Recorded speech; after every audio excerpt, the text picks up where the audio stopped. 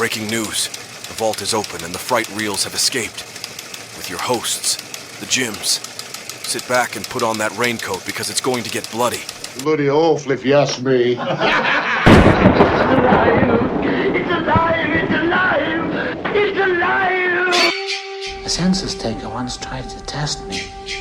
I ate his liver with some fava beans and a nice Chianti. Look at me, Damien. It's all for you. Be afraid. Be very afraid. You can't kill the boogeyman. They're coming to get you, Barbara. I am Dracula. I bid you welcome. I want to play a game.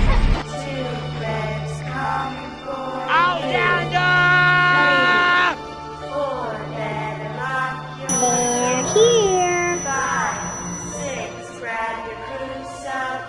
Like scary movies. Uh-huh. You're gonna need a bigger boat. This is my boomstick! I will not be threatened by a walking meatloaf. We all go a little mad sometimes. The box. You opened it. We came. Come and play with us, Daddy. Forever. And ever. And ever. What's that like to live deliciously? What an excellent day for an exorcism. Fright Reels. Welcome, folks. It's time for our podcast. Say hi, Jim. Hi. This is also Jim. I'm Jim Bowe. He's Jim. And we're going to be doing some podcasts here, reviewing horror films. Tell them our first film, Jim. Today, the best horror movie of all time, The Shining. Red rum. Yeah, we decided to choose The Shining because it's both of our favorites. Frankly, it's my favorite movie of all time. Yeah, I would say so. See? All right, so it's both of us think it's the greatest movie ever made, which obviously makes it the best horror film. Well, maybe not necessarily. But in the future, we talked about maybe breaking up episodes and doing a couple of movies like an old classic like The Shining and something new. We'll see how it goes as we go. And maybe we can, if people actually start listening, they can give us suggestions of films that they want to hear about. So I think we'll do most of the movie and then finish up in the second episode and then go into Dr. Sleep as the sequel. Yeah, which was awesome. You haven't seen that yet, right? Not all of it. I've seen parts of it. All right. Well, we prepared by the two of us watching The Shining the other night for the 4,862nd time for me. Anything you say, Lloyd. Anything you say. I still catch things. Me too. I weird. caught new things too. Remember we were talking about that Right. yesterday or Monday. I'll be damned if I can remember what it is that I noticed. Right. But still, yeah, I still catch things too. So I guess we could start off by saying why we both think it's the greatest damn movie ever made. Well, I mean, the first thing that hit me when we started watching it was the music and the intro. That was just, and you know a lot more about that than I do, but. Yeah. Wendy Carlos, I think. It might not be, though, man. Let me look that up while we're talking. But yes, the music is its own character in that film, right? Yeah. So it opened in theaters on May 23rd, 1980. And I saw it that month. My parents took me. I was 8. Well, that's just good parenting. Yeah, you saw it in the theater. Yeah, and I was 8, and it fucked me all up, and I've never been the same since. I saw it when it was on ABC on the Friday night movie in 1983. So the first time you saw it was edited? Yes. With the goofy thing Right. in the bathroom where there's like mist over her naughty parts? Yeah, I'm sure that, yeah. They did. They like made in bad like 80s drawn mist, not like digital mist, you know what I mean? All right, let me look this up while we're talking. So when they showed the trailer or before the movie started, there's a placard that says, "Tonight's film deals with the supernatural as a possessed man attempts to destroy his family." It's almost right. I guess. It's like that shit where they say that, like people get all fired up about headlines. Well, you can sort of, technically it's not untrue, but, that's for another goddamn discussion. All right, I looked it up. It is Wendy Carlos. Okay. So Wendy Carlos did a lot of Stanley Kubrick stuff. And I believe she started life as Walter Carlos and had a sex change back in like the 70s, which is really rare back then, but it's true. Oh, I thought you were joking. No, it's true. But he did the music, Walter, I think it was Walter Christ. I don't know, it might have been Wendy by then, I can't remember. But did the music for Clockwork Orange as well. But let's specifically talk about The Shining, shall we? Like Jim said, we were both stricken. We were both we stracked about the music right off the jump, man. It's those opening credits, and right off the bat, it gives that sort of sense of foreboding and wonder and sort of, I don't know, man. It puts you off kilter a little bit. You know what I mean? It prepares you to not be comfortable or not be in control of the situation a little bit. At least it did for me. And the scene shows the car from behind. It just keeps going up the mountain. You see that big mountain in the distance. And in the book, I guess, we'll talk a little bit about the book too. In the book, I guess Danny, they had stopped because the bug beetle car that they were driving, the VW, he didn't think it was going to make it all the way up. So they stopped about halfway and said, well, let's give it a rest. And Danny got out and was standing against the guardrail, just kind of in one of his shine fits, and they didn't know what was wrong with him. Yeah, Tony. You know what's funny is, well, not funny at all actually, but as we were just talking about the music being a character, and obviously in the book, fully intended that the hotel is a character. Oh, yeah. But Stanley Kubrick, right off the bat with that opening credit and sort of the atmosphere of flying in and making your way up the Sidewinder, to where it is basically he's establishing the isolation right off the bat. You know what I mean? The opening scene is leaving, the normalcy of society to the isolation of the Overlook. Before a single word is said, he's basically already set that up because he's a goddamn genius, man. Stanley Kubrick was God. Yeah, I mean, that's the biggest horror trope is the isolation in this one, for sure. Yeah. But he just masters everything, man. But yeah, that music. And then we were talking too, since we're on the subject of music, to jump way ahead, we were talking later in the film how there was that weird heartbeat. And then we looked it up and they were saying that heartbeat, it's an actual real human heartbeat that they recorded, which makes sense for the time. And because sort of digital effects were in their infancy, but they said they did it to sort of put the audience off guard, which it did, but also to give a sense that the Overlook was alive. Yeah. So that like when, Wendy was running around watching hippos and bears blow each other and lovely party, then that whole scene is that weird heartbeat in the background, right? Yeah. It's like the hotel was alive too. Right. Yeah. Yeah. That's great. Sounds great, Greg. So in the book, it was the haunted room was 217, but in the movie it was 237. Did we figure out why? There's theories. There's so many conspiracy theories in this movie that people come up with, and who knows? I don't play that bullshit for you, listening audience. It's. But some people do. I mean, that's a valid point for half the world. One of the big conspiracy theories is the Stanley Kubrick. He was supposedly directed the fake moon landing and all this, and the moon is 237,000 miles away from Earth, and so they changed it to 237 to give you a little clue that he was dumb. Dude, that's so dumb. Like, he's going to reveal it in, like, little scenes in that movie to prove that he did it. Like, It finally, it's 11 years later, I think it's time for me to cryptically announce that that's such horseshit. I mean, there is a lot of weird things that people pointed out about the moon landing, but there would be so many people would have to keep that quiet for decades. Yeah, people can't keep a goddamn secret. Well, not to mention, even if it was faked, it doesn't mean Stanley Kubrick did it. Yeah. Let's find the most. I think they say that because my thing is they say it because of 2001. Yeah. Which came out the same year as the moon landing, and it's obviously, I mean, nobody's even topped those special effects for outer space, and Christ, that was practical effects back then. We should do that movie too. It's not a horror movie though. It is weird though. Yeah. I don't know, man. Anyway, back to The Shining. I love the way that the music, like I was telling you, we studied it in a film class that I took. And our film teacher, I can't even remember his name, but he had a version without music, which was really interesting because it had the dialogue yet, but not the music. And without the music, those scenes simply aren't scary in and of themselves, many of them. I mean, some of them are, obviously. Yeah. But a lot of the time, he can just set the tone, basically put an audience member, make them afraid before the scene happens. They're already off kilter and don't even know that happened. You know what I mean? They feel uneasy. They don't know why. They're going into this scene with an air of unease, and then booyah, it's bleeding out of the elevators. You know what I mean? But he used the music to do it, which is just genius. With those elevators, that was the big thing when I was a kid. I was, 12?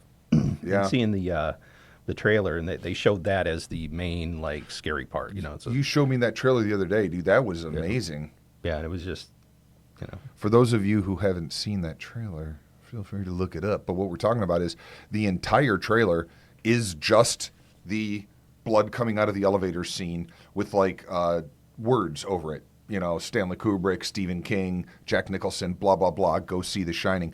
But the whole thing is just that. Yeah, there's no people there. I wish they'd go back to that, dude. I'm so sick of movies. The Demeter was one that we talked about for sure, that like they gave away everything in the trailer. Right. Like there was no surprises. They showed the monster. I'm sick of that horseshit. That one in particular, The Shining, to me is an example of a perfect trailer that basically sets you up to want more and to want to go see it and reveals absolutely nothing. Right. It was shocking enough to, made you want to go see it. Right. It made you want to go see it. It did exactly its job, It's like Jaws. There's something about Jaws, like you don't even see the monster for the first like 49 minutes or whatever the fucking number is. And then, and then in modern day trailers, they show you the monster. They give you the money shot in the trailer. Well, like Freddy Krueger, if you didn't see his face for at least 3/4 of the movie. We got to do that one. First one. Or we could do the super gay second one. Have I shown you that? No. There's a YouTube video about all of the homoerotic parts of number 2. Did you ever see number 2? Oh, yeah. And he has the coach, like Freddy, ties the coach up in the shower and whips his ass with a towel to death. Yep. Oh boy, that's what a way to go. Oh boy, whip me, Freddy. So the big thing that stood out to me when I watched it again and really paid attention to everything was all the conversations in the movie, all these deep, slow conversations, like with Grady in the bathroom. That's probably my favorite scene. Yeah, and that's really a long scene. Yeah, and it. But remember, you and I were talking too, and I agree with you. But remember, we were talking too when Dick Halloran was talking to Danny for the first time. Yep. In the kitchen or whatever, when it was just the two of them. And that was a really long, really deep scene as well. And it's basically set up the entire movie. Right. Like before that, you were just kind of getting there. And then Dick broke down everything that's going on. And then Danny helped. And they basically set up the entire movie for the payoff. And then arguably, the scene with Delbert Grady in the bathroom is the payoff dialogue. Yeah. I love that. We were talking about that too. So why is he Charles Grady in the interview and he's Delbert Grady later in the movies? You folks ever notice that, huh? You folks out there in podcast land?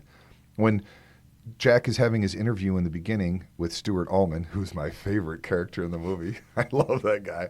He's telling him a story about, how, something happened here I got to tell you about, blah, blah, blah, blah, blah.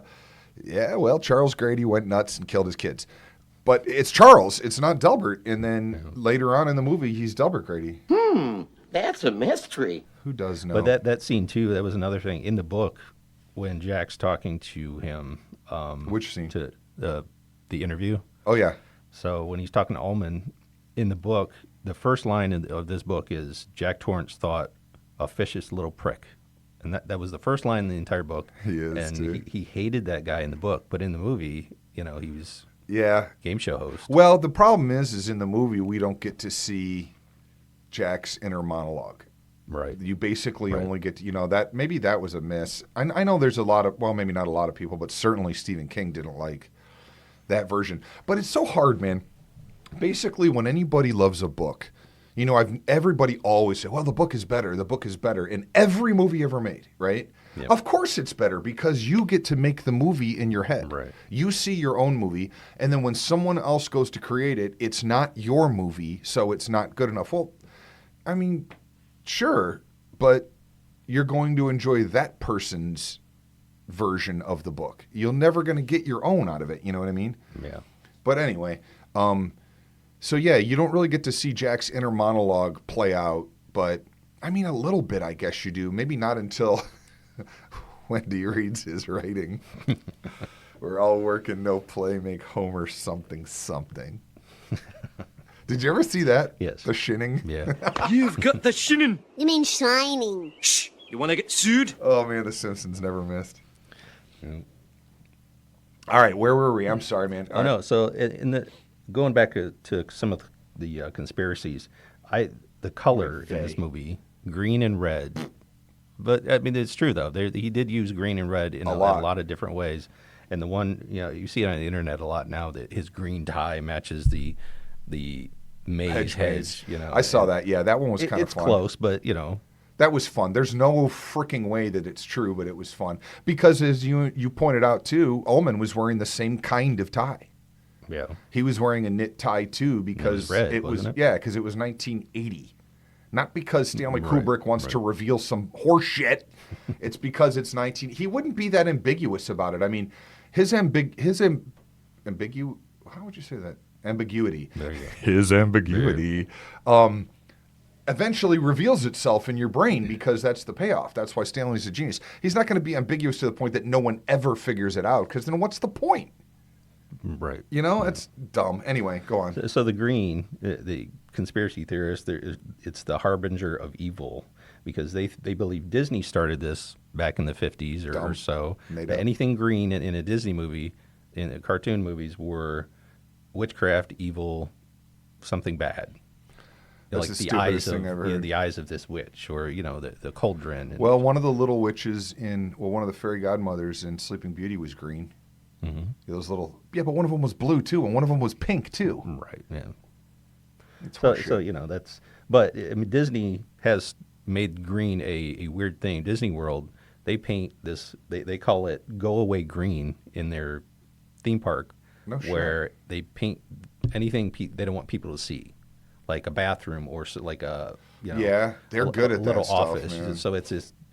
It puts you off when you see it. I didn't know that. I knew that they did make their own colors, and I also knew that they sort of hid construction in bathrooms and things in interesting ways. You know that the entire Disney World, the Magic Kingdom, is on like the second floor? Yeah, there's a whole city underneath. Yeah, I went to it when I was like 8, my sister was 10 or something like that. We got to go on a field trip, like a Disney-sponsored field trip thing, which I now realize was just an excuse for my parents to get rid of us so they could drink all day. But my sister and I, at the time, it seemed like a pain in the ass because we wanted to ride rides. But now I'm just blown away by the fact that I got to see that. It's an entire world. Yeah. And that's why you never see them take garbage, because elevators come up out of the ground, take the garbage, and take it back under. It's freaking genius. And there's whole semis can go underneath there. Yeah. Oh, yeah. I'm not explaining it as true as it is. It's 30-foot fucking ceilings. Right. It's like being in a Walmart the size of a city. Yep. At least. I mean, it's unbelievable. All right. So that was green. And you and I actually even noticed that the bathroom in The Shining, in room 237, was green. Right. Remember? Right. All right. So tell us about red. Well, and the carpet. I mean, we get into the carpet patterns too. But it wasn't green? No, in the bedroom it was blue and green. Oh yeah. All right. What did red mean? So red, I mean, it signifies danger, isolation, madness, haunting, supernatural, that kind of thing. So the blood, the elevator doors were red. Yeah. The bathroom was red. True. Jack's coat was red. Jack's red rocket when he was throwing around the axe was red. She told him to put it away. Wendy's ash was gray. The mile-long ash. I love that. I was just showing that to Mary last night. She had no idea about it or all the memes. Somebody made, not an action figure, but they made a little... I saw that. A cigarette with a huge ash. Yeah, that you could buy. That's the tensest scene in the movie. All right, so red... So red and green... The naked Nubian woman in Dick's apartment. Big naked boobies and afros. So green's evil and red's evil? I think red's more of a warning, the way everybody's saying. They're warning me that they're stupid? Yeah. Awesome. Yeah. Is that it for that stupid green and red bullshit? Yeah, the colors. I mean, it's... Well, and Red. I mean, I think that's where M. Night Shyamalan got his ideas from. And that could be. The darts were red too. Remember? Yep. You throwing darts? Yeah, he was throwing darts in the games room. Jack asked him if he was done blowing up the universe. It's like, he wasn't blowing up the universe. He was playing darts, dude. Right. Yeah, I didn't see him playing video games at all. He didn't, but he saw the twins. God damn those twins, dude. I was 8 years old, and it really fucked my head up forever. I'm still scared of them. I'm 52. Yeah, they're... Dude, those twins, disturbing. man, they never... Yeah, it's freaking me out now, man. It, never... that one really got me, man. My goddamn parents. And then we were talking about the fact that there's that scene in room 237, right? Jack goes in there. Right. And he walks in, and then that chick stands up, obviously, naked and sexy woman stands up out of the tub. And for an 8-year-old or even a 12-year-old, those scenes are already weird. Like, sex is uncomfortable because you don't know how to process it, and you feel tingly and you don't know why, and is it good? It's an uncomfortable, an unsettling thing. Sex is to an 8-year-old. And then she turns into a monster. So you take the unsettlingness of sex, which is not necessarily unpleasant at first, just unsettling. Then you add a monster into it, and it really fucked me up, dude. I think I'm a sexual deviant because of it. Well, she had bed sores, that's all. Yeah, and jacked up teeth in her eyes, and she was laughing. And he started freaking out. Then they cut to Danny, who's shaking and has a weird piece of drool coming off of his lip. The acting of that kid, I mean, he was a kid. I think he was great. That's an issue for you, isn't it? Yeah. He's better than a kid in that goddamn miniseries. Well, true. Well, the miniseries we don't talk about the sucks. Miniseries. I don't even act like it exists. So the actress, Christ, was that the bad? naked chick, Leah Beldam, Oh, she yeah. was from Switzerland. Oh, is that right? Yeah. She was tall. She just died in 2021. Is that right? Yes. Interesting. So Jack, it was also interesting, like you said, that the actor who played Jack's name was Jack, and the actor who played Danny's name was Danny. Yes. It's weird. Or if they, I don't know. Could be. Casting. And the actor who played Wendy's name was Shelley. She was awesome, man. We were talking about... Obviously, it's her best movie. Yeah, I mean, we were talking... Well, that or Popeye. Yeah. Because he's large. Horrible. He is large. And that also gets me, Bluto and Brutus. Yeah. That's stupid. Yeah. Stupid. Anyway, where were we? The chick, the naked chick, and Jack, and Wendy, and... Oh, yeah. Shelley Duvall. So we were talking specifically... Well, let's break down that scene altogether here. So we're talking about when Jack has the axe and he's trying to get into the apartment, right? And actually, it didn't occur to me... I just never remembered it this way until we watched it again Monday, that he actually goes through 2 doors. Because he has to get through the door into the apartment, and then she's hiding in the bathroom, and he goes through a second door to get into the bathroom. Here's Johnny! But we were talking about how genius that axing, when he's hacking at the door, how genius it is that essentially the camera follows the axe head. Yeah. It moves, briskly following the axe head, man, instead of just standing still to follow the action or standing from behind or any menacing way you might do it. Like it's making you part of that. It's making you part of the destruction of that door, dude. That was really unbelievably genius. That's one of the first things that I've never ever noticed that made me sort of feel like a student of film. That when that oh shit moment hit me, seeing that, I was like, oh my God, man, that I noticed an effort that a director made to make something work and how it worked. And it just blew my mind, man. Yeah. But then we were talking about how you can see he sort of gets through the door, but then when the axe actually breaks the door and Wendy sees the axe head, her reaction is unbelievably convincing. Yeah, 'cause you said that she didn't expect it, that he hid it from her. Well, I don't know about that. I mean, she knew that he was going to be chopping through the door. Right. You know what I mean? But...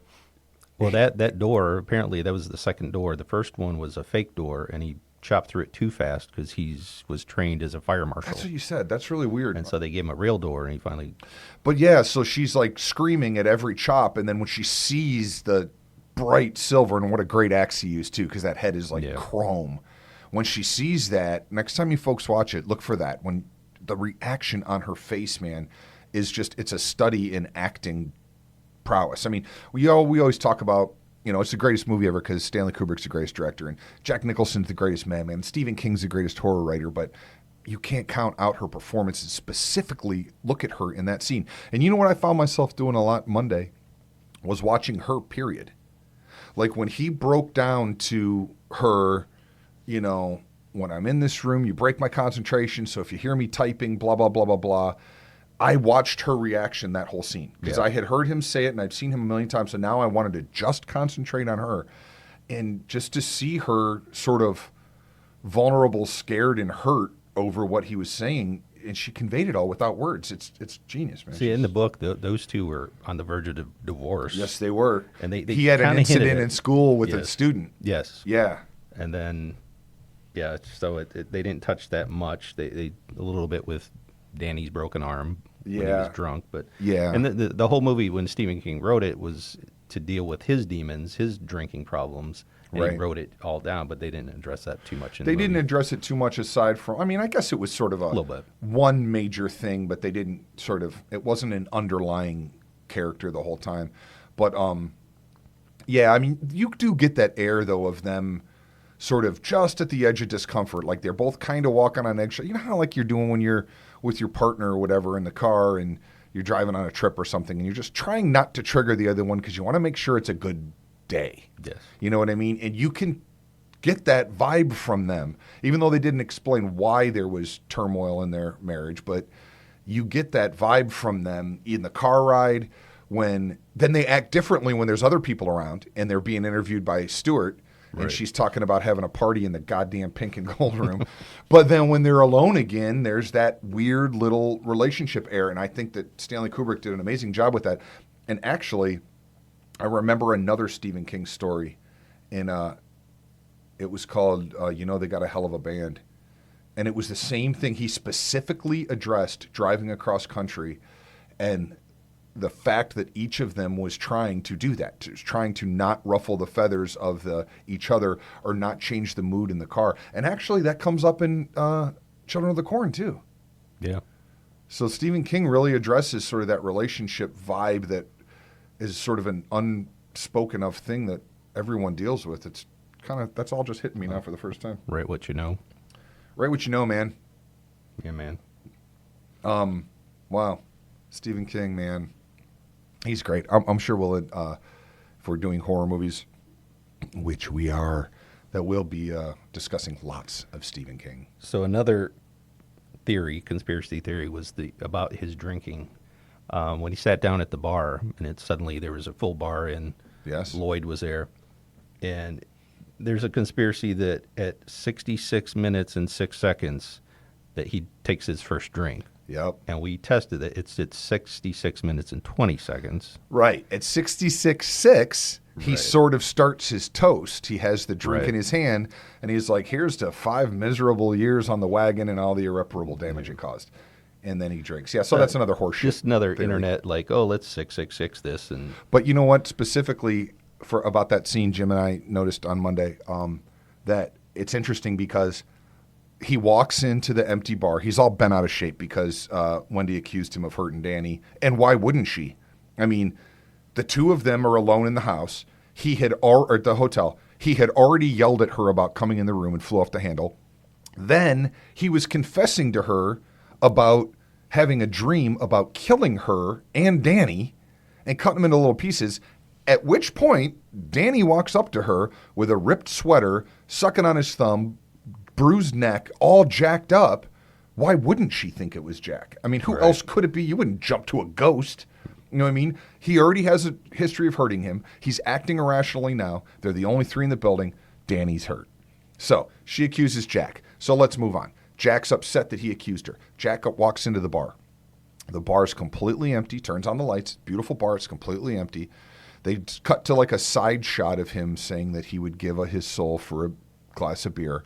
Then they cut to a front shot, so we're standing behind the bar, and he's sitting at the bar. And he looks up and notices that Lloyd's there and that, oh, man, there you are, blah, blah, blah, sure could use a drink. But it's so genius because at that point, when that first happens, you don't know that the ghost is there. You sort of could still be under the impression that Jack's just losing his shit. And so when they actually cut to the next shot and show Lloyd in a full bar, it makes that reveal all the more sort of startling, right? Yeah. Because you've been sort of set up with a question, is Jack crazy or is there a fucking ghost there? And then also it puts you in the sort of mindset that you are Lloyd because he's talking to camera to start that scene. It's just genius, Which he did a lot in that movie. There's another theories all over the place. He kept looking at the camera throughout the movie. And there was in the documentary 237 or Room 237, right. There was something about that where goddamn documentary. But yeah, it's about him staring at the camera too. You right. mean, and not just, on a scene like that, no, inadvertently. Just quick glances, yeah. Right. And you pointed that out a couple of times, but a lot of them were like just above the camera. Right. Like when you're talking to someone and looking at their forehead kind of a thing, which is interesting. But he's right. Lloyd is the best goddamn bartender from Portland, Maine to Portland, Oregon. Yep. Yeah. Yeah, man. Yeah, I dig Lloyd. He spooked me out too when I was a kid. He just looked weird. He looked like the, at least he reminded me of the hearse driver in Burnt Offerings. Were you and I talking about that a couple weeks ago? Yeah. Did you ever see Burnt Offerings? Yes. You know who I'm talking about? Yeah, right. That thing's fucking scary as shit. He's always smiling. And then he like pushed the coffin in the room to Betty Davis. And dude, that guy used to scare the shit out of me and my sister. And that Lloyd had that same sort of air about him. And I guess it was about the same time. I guess the moral of the story is don't let your 8-year-olds watch horror movies, man. But it was brilliant, and he was great. And then what's interesting, though, is I sort of forgot the pace of it as you and I were speaking and watching it, because after Lloyd was there and he had a couple of drinks, and he said he had 2 10s and 2 20s in his wallet, but he was temporarily light. But thank God his credit's good there. But I was expecting it to go right to Delbert. I forgot that he gets pulled away and then comes back later and sees Delbert at a party in the bar. I mean, he knocks the tray out of his hand. And yeah, but not in that scene. Right. He's with Lloyd, and then Wendy comes and gets him and is like, "There's a crazy woman here," and then he goes and sees her. And that's all its own gosh damn thing. And then he winds up back because when he comes back, there's a whole party. Right. It's not just him and the bartender. The whole room's full. And I was noticing, I was wondering if the ghosts around the party weren't going to look at him, but they were. They were looking at him. Did they? Yeah. I didn't think of that. And then the 2 flappers on the couch next to him, and then Delbert with the avocado spilling it all over him. I don't even know what he's saying. Did we ever look that up? I don't know what it is. It doesn't really matter. It looked like mushroom soup or something. It really just matters that Delbert Grady's a racist and a murderer. Right. But yeah, you're right. What a powerful scene in that bathroom, man. And that gets really intense. And that, for me, I would say, I don't know. I have this thing about actors reacting to the other person talking, that's the better acting. You know what I mean? That like you don't, to me, I don't necessarily judge Jack on his lines, but the way Jack reacts when someone else is talking, that's brilliant acting. That's the difference between acting and reciting lines. Because it can look like you're waiting for your turn to talk. But in real life, you don't do that. You react to, and when Delbert is explaining it, the looks on Jack's face are unbelievable, man. He looks like he's confused or that he's kind of figuring stuff out sometimes too. And it's almost like he's a student. He's a student. Yeah, he's sitting there and he's absorbing everything. But then once he gets into the cooler, then he starts turning on him a little bit, and because he's bashing him. Oh, you haven't done what you're supposed to. No need to rub it in, Mr. Grady. Right. You know what, though? That's interesting, too. You and I were talking about that. Somebody physically lets him out of the cooler. Yep. Because we were talking about, are the ghosts really there? Are the ghosts just part of Jack's psyche? Blah, blah, blah. The ghosts are there, man, because Wendy sees him, too. And they hurt Danny. They hurt Danny, and they let him out of that cooler, man. Right. Somebody unlocks the storage pantry, whatever the hell it is. I love when she puts him in there and he's mad at her and then he like switches it. I think you hurt my head really bad. He starts like baby talking her to get on her sympathies because he heard her crying, You got something coming to you. Yeah, KDK 12 calling KDK 1. So the red bathroom, we do trade shows here and there, and in Las Vegas, there is a bathroom in the central hall on the side that looks just like that bathroom, red tile, everything. Yeah, in the convention center. So if you're ever in that convention center, look for this bathroom that's towards the outer booths. Yeah, it's like in the middle of, is that C Hall? I think it's central, yeah. I'll post a picture anyway. I take a picture every damn year of that room because it's so freaked out, man. Right, and we'll get a website going for all our podcasts, and we'll be able to post pictures and things we're talking about, links and all that. Yeah. So anyway, speaking of olive oil. The dog suit. So the dog. It doesn't look like a dog to me. In the book, it's a dog. Okay. And the dog's name's Roger. I guess it could be a dog. That's another thing that jacked me up as a kid, man. Yeah, it was weird. And his ass is hanging out. His? The guy's in the suit. I don't know that it's a guy, though. I mean, in the book, it's the owner of the Overlook in the suit. It's the owner of the Overlook isn't in the tuxedo. No. Okay. That I thought was Grady, but it just must have been a party guy. Yeah. Now I'm playing devil's advocate here because I always imagined it as two men, and it freaked me out as a kid, and I didn't know how to handle it. Yeah. But it doesn't have to be. In the movie, maybe it wasn't. Yeah. That could be a woman in that suit, but I don't know. The build looked like a man. It's just weird, man. You know, she's seen all these ghosts. She sees one ghost in a costume blowing another ghost. Yeah. And then, lovely party. It's just really stupid, man. I mean, it's not stupid. It's genius. I'm just saying my reaction to it is stupid. It stupefied me. It just jacked me up, man. It's brilliant. And her face of shock and terror at that time, and that whole time the heartbeat's going. That whole scene. From then on, essentially, the hotel is alive. No, I didn't know. When that scene, is that room 237 or is that a different room? I don't think they showed the room number. Don't know, now that you mention it. It couldn't have been 237 because 237 was a suite, and that one, the door was open and the bed was right there. That looked like just a normal hotel room. You know what I mean? Yeah. Because the door was propped open and they were on the edge of the bed. Yep. It almost looked, though, was it like it might have been in the employee section, like where her thing was, where her apartment was. I don't know how far away she got. That doesn't really matter, I guess. But and the lady in the bathtub, that's I think kind of the source of all this, because she is Lorraine Macy was her name in the book. This is the character. The character, and there was a whole backstory to her where Really? she was she stayed at the hotel for months at a time. She would seduce bellboys in a room. She would drink all day long. With a boy here and a boy there. And I guess the last situation with her, she gave her Porsche to a bellboy to go drive somewhere. He never came back, so she kept drinking all day in the lounge. He never came back. She was distraught. She went and killed herself in the bathtub. Whoa. That was her backstory. So they didn't put that in there at all. No. I read the book a long time ago, though, man. It was like 25 years ago. That also screwed me up, man. Like, I was like staying up, like freaking out, looking over my shoulder. I'd seen the movie 200 times. And that book freaked me out, man. I just had the lights on. I was missing work.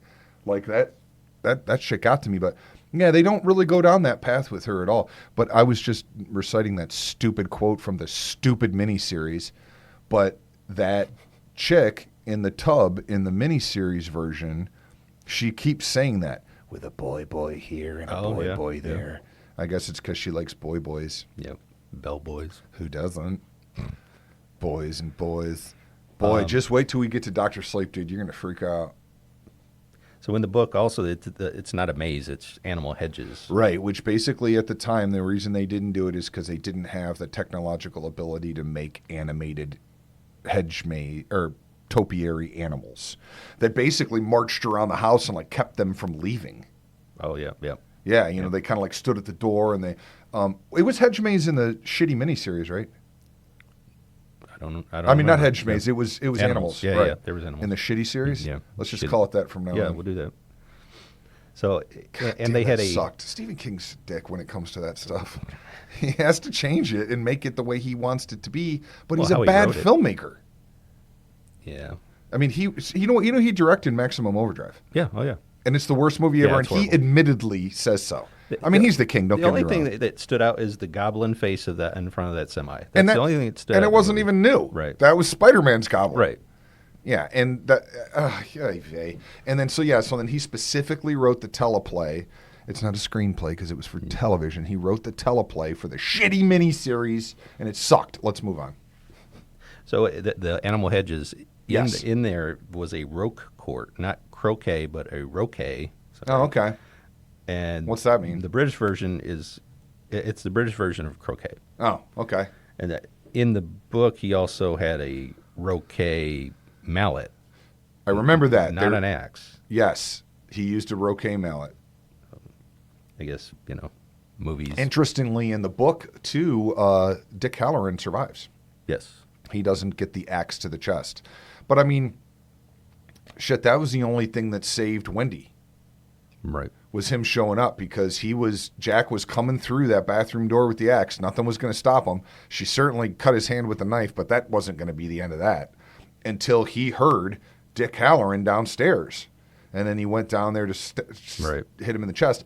And like you and I said, then Danny climbs out of that stupid cupboard and starts running. And he could have hid forever. Right. In that hotel, if I was 8 years old and I wanted to hide, you would never have found me. I would have died somewhere. Right. But on the other side of the coin, I have to take that back that we were talking about because if he had hidden there, it would never ended.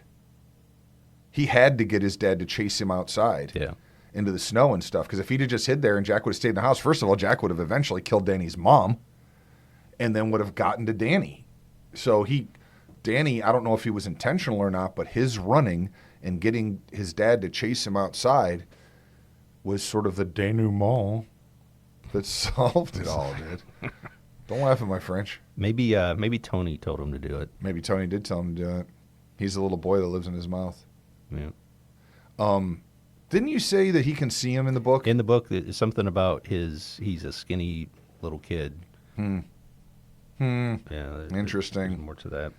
I'm excited to get to Dr. Sleep now that we're talking about all of this. So, and then obviously the genius there is, he chases him through the maze. And like you said, that kid had some wherewithal to know to like backtrack in his prints and get his dad to like go down. And I remember playing in the snow as a little kid and remembering that. Yeah, me too. And, my brother's about to beat my ass, and so I'm going to back out of the woods here. We all took a lot of shit from movies like that, man. Like little thing. I remember there was it's a whole other story. It's a Pink Panther reference. It doesn't mean anything. But so Danny's backtracking and he gets him to die, and then you get to that cryptic ending, which for me is a movie ending. It's a great movie ending. Right. They zoom all the way into the picture. It's July 4th, 1921. Jack's in it because, like Delbert told him, he's always been the caretaker. Now, that's certainly not the book ending. And I think it's just visually, it's a great movie ending. It doesn't really make any sense, but it's a great movie ending. Went towards the picture for how long? About a minute? What a great shot, man. Yeah. We were talking about that, too. But, I mean, what do you think before we talk about that shot? About it being, it was basically, to me, it doesn't make sense that he would even look like himself. Right. And it was just a movie ending. It was shocking, yeah. Yeah. But yeah, that shot and others, so we were researching this while we were watching it Monday, and they use a Steadicam, which was sort of new at the time. It was new, actually. I don't know how new. I think it had been around a little bit, but it wasn't used to this extent, certainly not this masterfully. And then the guy who invented the Steadicam was on set and helped them create a sort of a jimmy-rigged version of the Steadicam connected to a wheelchair for them to be able to get the shots of Wendy and Danny walking through the hedge maze. Remember we were talking about, we saw that online? Yeah. And which is just, to me, it's just stunning and so cool, man. And then other shots like the one with the like the one at the end when they zoom in on that picture. In any other thing on a shot that long, you would generally have a track. They'd set up a track, the camera would be on a little cart, and you'd track it because it's so. This is in the 80s. You would. Now you could. There's a million other ways to do it, but you would have tracked it. But you can see the ground. There's no track. Right. That is a long walking Steadicam shot. And there was a little wobble in the beginning. Right, there's a little bit of it that moves sort of. I noticed that when I used it for the Halloween video that we made because I was superimposing a picture, but it wasn't still. It moved just a little bit, so you could see the edges of that happen. And same with Danny riding around in that big wheel, which made me so jealous as a kid riding through that hotel in his big wheel. But them chasing behind him, they're doing a steady cam. I mean, you do it with a drone now. Yeah. But back then, you have a guy or a girl in a man or a woman in a harness holding a camera, running through that, and you better make sure it's right, or Stanley Kubrick is going to have your ass. Yep. That's just crazy to me, man. You know what I read, too, that in Barry Lyndon. Did you ever see Barry Lyndon? No. I've never been able to get through it, but anyway, it's a Stanley Kubrick movie from that time. I think it's like mid-'70s or something. But it takes place in like, you know, the Middle Ages, the 1600s, 1700s, some shit like that. And two things he did for that movie. Number one, he lit it entirely by candles, which anybody that's ever shot on real film, lighting is tricky. And you have to be extremely bright to make even a normal lighting. So anyway, that in and of itself is genius. But what really got me was he decided to shoot that whole movie with a zoom lens. Okay? So when you're filming with a camera and you have different lenses, and you have a normal lens, which is sort of just a normal thing, and then you use a zoom lens when you want to do zoom shots and stuff. Well, the reason he did that is because a zoom lens interferes with depth of field. You don't get a depth of field. You get a flat image. Yep. And his point was the only reference that we have to that time is like oil paintings. So we see that world as a flat image. We don't see it in our mind's eye with a depth of field. So he shot it with a zoom lens so that the movie looks like a living oil painting. Oh, wow. Yeah. That just blows my mind, dude. Who thinks of that kind of shit? Kubrick. God damn it, I wish he was still alive. You know, he was supposed to, he was in the middle of making that AI. Did you see AI? Yeah. That was his, you know. Oh, I didn't know that. Right. So he was in the middle of making it, or at least prepping it when he died. And then his wife gave all of his notes. It was something like 10,000 pages of notes and all of his stuff to Steven Spielberg. Oh. And so Steven Spielberg essentially made what he thought was Stanley Kubrick's version. And basically you get nothing out of it. No. Because if it was Steven Spielberg's, it would have been great. Or if it was Stanley Kubrick's, it would have been great. But Steven Spielberg doing Stanley Kubrick, to me, falls short. Yeah. It doesn't really have it. It was okay. It just...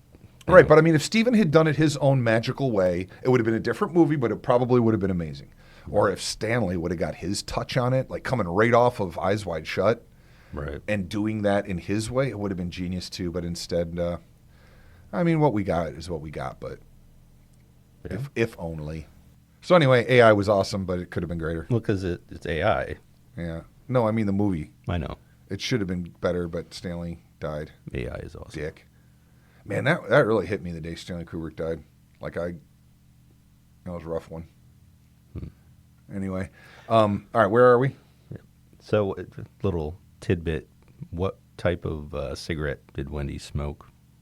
I know Jack smoked Marlboros. Yes, I know that for sure because I made a mental note of it the other day when they showed his typewriter. But I don't know what she was smoking. Chesterfield? No. Vantage? No. Am I on the right path? Is it an old cigarette? Yeah. Is it Lucky Strikes? No. Remember, it was a gold pack. It was gold. That's why I thought Chesterfield. Virginia Slims, Slims, full flavor 120s. Full flavor 120s, huh? My mom used to smoke Virginia Slims. And she smoked Misties. Remember Misties? Yeah. I used to cut the filter off. Like my parents smoked Winston-Salems. I smoked Winston's up until I quit.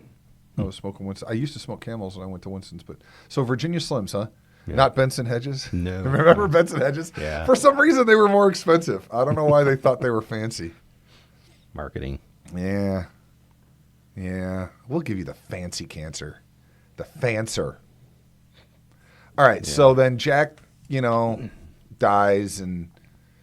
In the scene with his eyes rolled in back, that was stupid. Yeah, it's corny. They should at least... Where he's like frozen, you mean? Yeah. And his eyes are goofy. Yeah, I mean, yeah. And that I agree. I agree. For as perfect as that movie is, right. I would say that's one swing and a miss there. Right. And the fact that he's Charles Grady and he's Delbert Grady. So I don't know if there's something that you and I are missing. Like you said, maybe it's a middle name, maybe it's a nickname. Some people... Or he was known as a killer, so maybe they just coined him as, who knows. Well, I mean, my thought is maybe, he goes by Delbert, but his official name is Charles, which his employer would have called him Charles. but his family would call him Delbert. I don't know. He did have some avocado on him, though. Doesn't matter. You're the important one. Good of you to say. Of course, I'm going to change my jacket before the goose and swan soiree. Oh, Jack. Looks like you might have got a bit of it on yourself there, old Jeevesy boy. Well, then, like I was telling you, too, the actor that played Delbert was the father in Clockwork Orange. Oh, Philip Stone. Yeah, he was the dad, Alex's dad. Yeah. And very Stanley Kubrick to have him in both of his movies. Or wonder how it would have went if Tony was visible. You could see Tony, or maybe Danny became Tony and he looked different. Was he visible in the shitty miniseries? I don't really remember the miniseries much.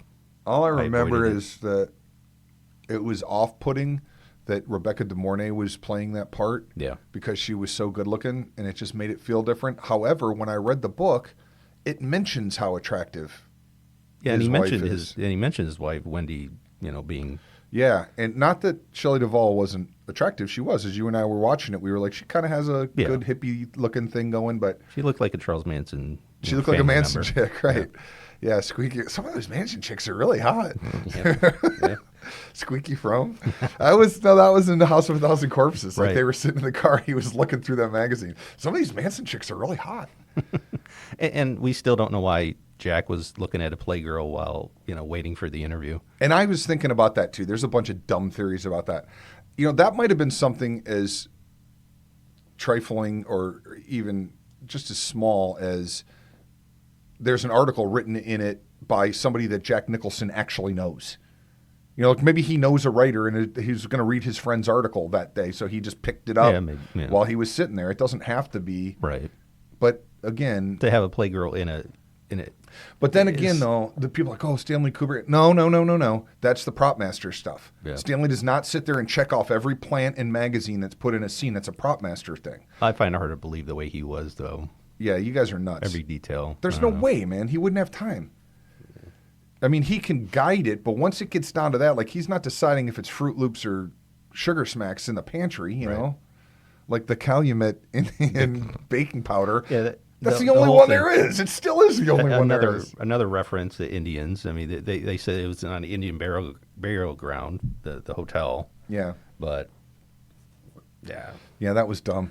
Which could be where Poltergeist got their idea. Certainly, yeah. Toby Hooper, man. That was another thing that you and I were talking about. So when Wendy was talking to the doctor, she was talking about, it's funny, when they both tell that story about hurting Danny, they both sort of preface it that it was an accident. Yeah.